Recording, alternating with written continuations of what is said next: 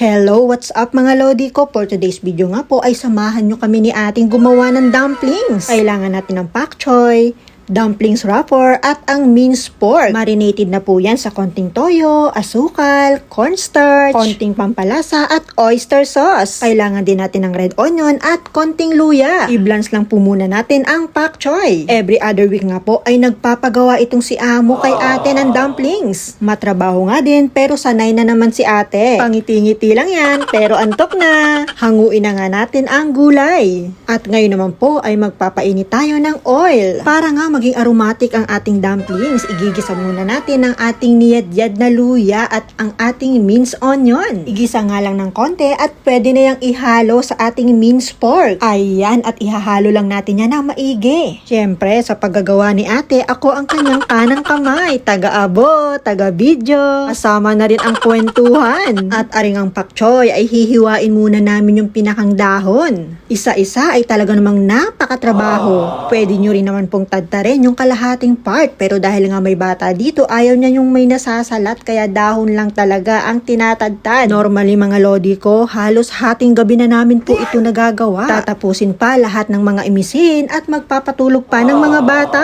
Ganito talaga ang buhay nating mga kungyan sa abroad. Sakripisyo at pagtitiis ang kailangan. Ayan, pagkatatad nga ni ate, pipigain siya ng bongga. Ayan, ganyan, sige pa.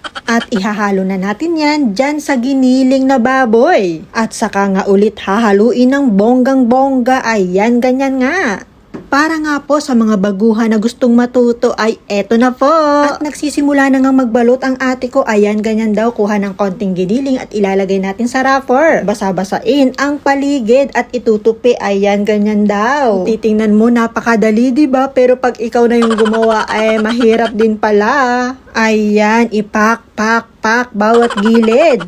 Itutupi sa bandang gitna. Ayan. Pagkatapos yung dalawang gilid naman ang itutupi. Ayan, pagdadaupin at ipipress. Parang andali, pero nung tinry ko, ay nako, ang hirap din. Ito naman yung isang way ng pagtutupi ni ate. Ayan, pagdikitin daw. Tapos gilid-gilid. Ayan, tupi-tupi. Sa kabilang side naman, tupi-tupi ulit, diba? O ayan daw.